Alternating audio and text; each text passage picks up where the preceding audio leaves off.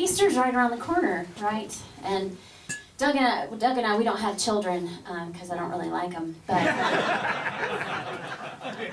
they're good with carrots. But you know, kids get all these like fantastic characters around the holidays. You know, they get Santa Claus and the Easter Bunny and the Tooth Fairy and all that stuff, and that kind of fades on out as you grow up. But Doug and I don't think that should be the case. We think there should be adult characters and superheroes as well. So we have created a character that we refer to as the Whiskey Fairy. And she comes in all shapes and sizes and genders. And tonight she came as Brett Mangles. Started out. We're playing. You guys have seen the TV show, the Nashville TV show. Some of you have seen it. Yeah. Yeah. There's this place that's real famous now called the Bluebird Cafe. It's on the TV show. Yeah. It was famous before that, but we were playing the Bluebird one night, and it was great. There was a bunch of us on the stage. They typically do these rounds. There's like 4 or 5 people on stage, and the Bluebird is one of those places. Have you anybody ever actually been to the Bluebird? A couple people. I see a hand sort of under. You know, it's a legendary place, and it's a lot of fun, and we love playing there. But it is the most stuffy place to play. They really think highly of themselves. And we love it. I mean, don't get me wrong. But you kind of get your back up when you go in the door. You kind of feel like you got to kind of hold your own a little bit. And My back gets easily up.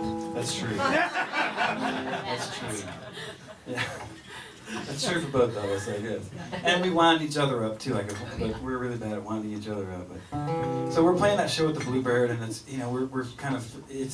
we kind of take over the place when we go in. We just kind of make it our own, and make it our own little redneck hangout for the night instead of this hoity-toity fancy place. And so we're playing that last song that we played, and about halfway through the song, these 4 whiskey shots make their way to the stage.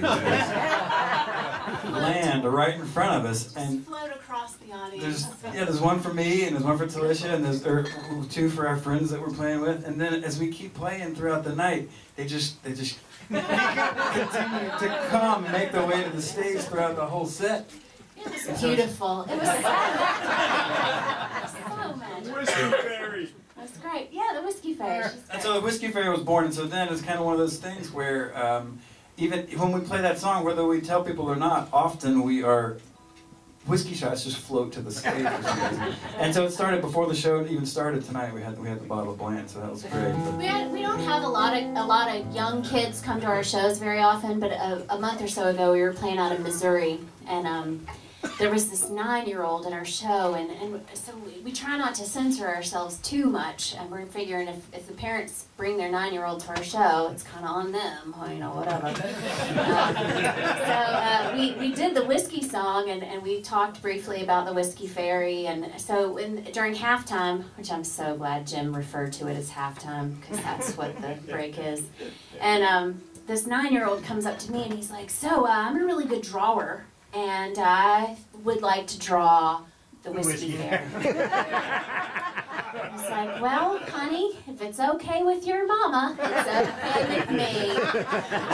So, After he talks to Telisha, he comes and he corners me in the kitchen, and he said, I just spoke with Telisha, and I told her that I want to draw the Whiskey Fairy, and she said it would be okay.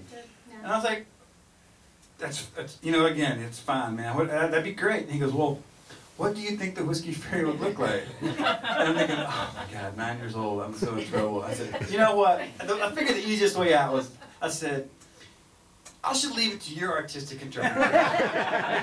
Whatever you think she looks like, that's what she's going to look like. And he goes, okay. I'm thinking drunk and slutty. What do you think? With no bra. this is the new 21. I said, man, I kind of envisioned her a little more put together than that. So he goes, put together, I can do that. I have not seen the drawing yet. But I'm pretty sure we haven't seen the drawing, but I'm pretty sure there's going to be an exposed belly. There's going to be midriff. And as soon as he gets ungrounded, I'm sure he's going to send it to us. This is a new tune for our new record, which we'll be talking about a lot over the course of the night. It's called Trouble.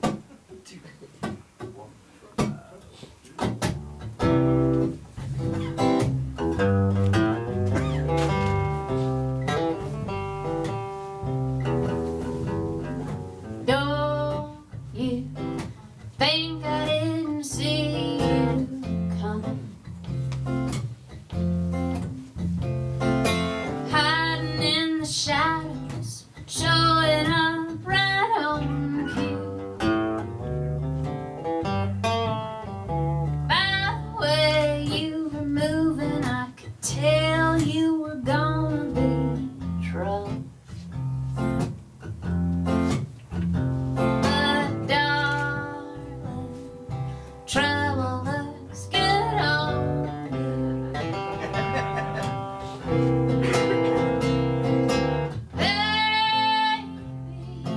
Maybe you're thinking that you just can't miss, sneaking in to steal a kiss, or maybe two.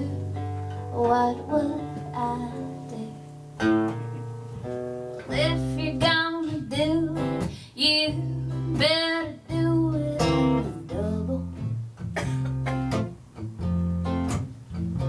'Cause darling, trouble looks good on you.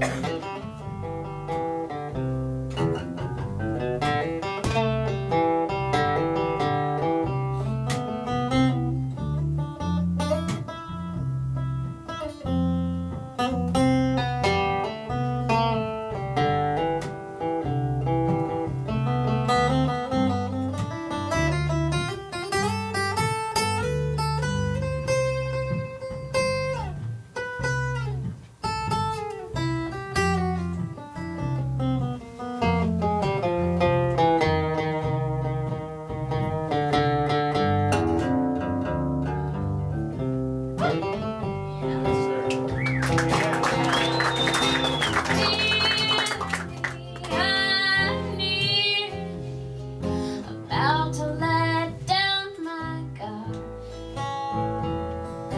Can I trust my heart? I wish I knew if you'd be true. I've been working every day trying to keep myself